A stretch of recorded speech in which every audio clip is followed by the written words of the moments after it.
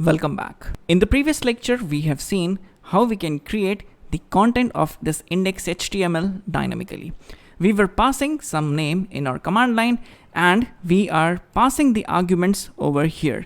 These arguments were replacing the placeholder %s on line number 12, and eventually the content of our HTML was created. Now, while reviewing the code one more time, I just noticed that this HTML content is wrong. I need to have the exclamatory mark over here. So now it becomes a valid HTML code. I'm sure most of you must have noticed, and even if you didn't, that's completely okay. So now this becomes an HTML file. Now, what do you think? What's the problem with this code? If you ask me, the problem is that we are writing everything inside the main function. This HTML code should not be here. It should be inside an index.html file. So I need to have a base or a template HTML file, and we should be able to replace this content somehow. And eventually we will do that. But let's try to break this process into multiple steps. I'm going to create a new file that will be our base HTML file. And in this lecture, we will see how we can read the contents of that base HTML file and do something with it. So let's start by creating a new file called base.html. Now you can definitely go and create this base HTML file, but the convention is to not use this .html extension. Instead, we will use the extension gohtml. So we will write base.gohtml. So this gohtml is just a convention, and you are absolutely fine to create the extension base.html or anything else you like. You can write it base.downtask or base.codedam or base.udemy. It can be absolutely anything, but the convention is to use .gohtml extension. So now I'm going to use emmet to pre-fill this HTML file like this. So here we have some basic HTML content. We have the title, we have the head tag. Inside that we have the title, and then we have the body. So let's edit the title to be template, and this time I'm going to write 102. Inside the body, let's just write an h1 tag, and inside the h1 tag, let's just write hello world. Let's save it, and this is our basic base HTML file. Eventually we are going to modify this to contain certain templates, but for now we are just fine. Let's go to main.go program, and now let's try to read this base gohtml file using the Go program. I'm going to delete everything we have inside this main function. So I'll just select everything and delete it. Now we have the empty main function. Now we are going to use the text template package. But before I use that, let me just show you the documentation. So I'll head over to Chrome and we will see the text HTML template. As you can see, we have package.go.dev/text/template. Make sure you open the text template package and not the HTML one. Right now we are just talking about the text template package. Alright, so now from your left hand side, just click on index. Index gives us the list of all the functions inside this index.html package. So now you can see that here we have a function called parse files, parse glob, parse fs, new, and must.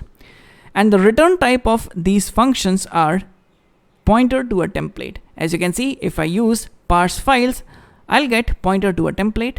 If I use parse fs, I'll again get pointer to a template. New will also return pointer to a template. Must will also return the same thing. And parse glob is also returning us the pointer to a template. Now, this pointer to a template has all these functions attached to it. For example, if I get a pointer to a template, I can use the clone function. I can use the execute function, execute template function, and so on. And honestly, I would highly encourage you to come to this page and read about some of the functions. But let me just show you a hands-on demonstration of how it will look.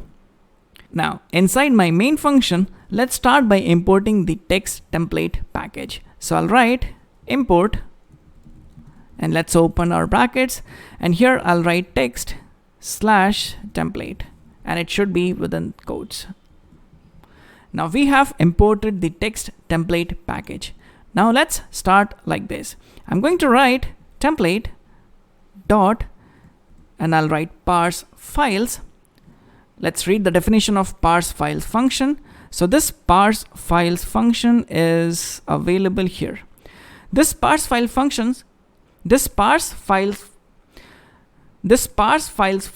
creates a new template and parses the template definitions from the named file. Now what does it mean? It means that whatever file name we give here or whatever file path we give here, this function will take up that file and bring the contents of that file in our Go program. So that's basically parsing. We take the contents of some other file which we give here and bring the contents of that file in our Go program. So here I'm going to write base.gohtml. So this parse file function will go to this base gohtml file, grab its content and bring it to our program. So this returns a template and an error. Let's just store it here. So we have TPL, which stands for template, and we have error like this. We are calling this function and we are storing the template which is returned by the function in the variable TPL, and we are storing the error in the variable ERR. Let's handle the error. So I want my program to stop if there is any error. So I'll write like this: if error is not nil, then just stop it, and also log the error on my console. So we write like this: if error is not nil, just log the error and stop it right there. Now if there is no error, that means we have successfully parsed the contents of this base gohtml. Or I can also say that we are successful in reading the contents of this base gohtml file. Now we need to print the contents of this file on our console. Let's see how we can do that. I'll write tpl dot execute, and here I have to give a writer and the data. Now since we have to print the output on our screen, I'll just write os dot std out, which is nothing but our console. So I want to print out, so I'm saying that I want to print the content of this TPL or template on my console, which is represented by os.standardout, and I don't want to pass any data, so I'll just write nil here. Now this execute function returns an error, so let's handle it like this. I'll write err equals like this, and if there is any error, so if error is not equals to nil, let's just log it and stop my program right here. So I'll write log.fatal error, which will log the program, which will log the error on my console and stop the program right here. Now let's save everything and let's clear out the console, and I'll write go run main.go, and there you go. You can see that I have all the output here on my console, and you can see that this is the output which we wrote in our base gohtml file. So we have successfully parsed the base gohtml file, and we stored the template in this TPL variable, and finally we are executing the template and printing out the data on os.stdout. So that's how we get the output here. Now let me just show you one more thing. Along with base.gohtml, I'm going to create one more file, and this time I'm going to call it base2 dot, let's say dt, which stands for downtask. And this will also be an HTML file. So instead of plain text here, I'm just going to search for HTML, which will allow me to use all the fancy Emmet shortcuts.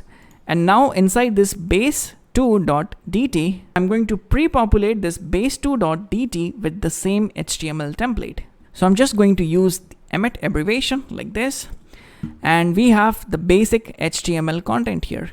Let's modify the title to be base2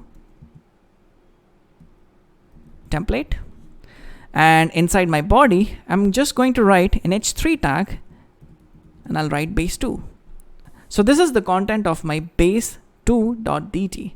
Now let's try to read this file along with base.html. So as you can see, I have successfully parsed base.html over here.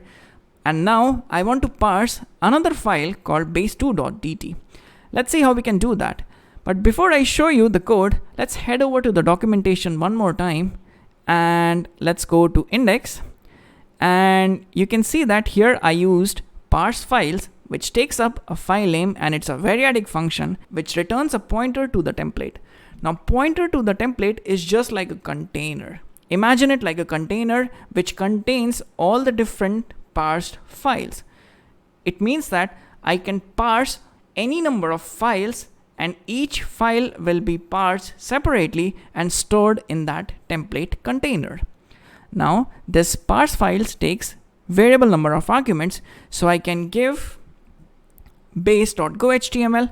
I can also write base2.dt, which will be my next file, and this file will also be parsed using parse files, and it will be stored in my pointer to the template, which is this.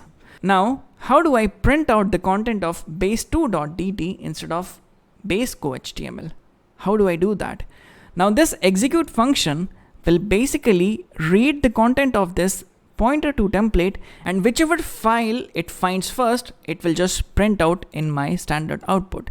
But I don't want to print out the first file, that is base.html. I want to print out my base2.dt. So clearly we cannot use the execute function. Instead of that, we have to use the execute template function, which is defined over here. So as you can see, inside this execute template function, we give a writer, and then we give the name of the template we want to execute, and then we provide any data. However, if you see the execute function here, we didn't have a way to provide the template name, but in execute template function, we can provide a name of my template, and that template will be executed in this writer. Let's see how we can do that. So instead of this execute function, I'm going to write execute template, and now I have to give the file name which I want to execute. So I'll write base2.dt. Let's save everything, and let's clear out my console. And here I'll write, let me just make some room. Here I'll write go run main.go, and there you go. We have the content of base2 file. We are not printing the base.html, rather we are printing base2. Now instead of this, let's print the content of base.html back again. So I'll write base.gohtml. Let's save it. I'll write go run main.go, and now I have the content of base.gohtml. So see how easy it is. We are parsing both the files, and we are using the execute template function to exclusively specify which template we want to execute in our os.standardout. And to be honest, that's really fantastic. Let's take a pause here, and in the next lecture, we will talk about other stuff which we can do with this. So I'll see you in the next one.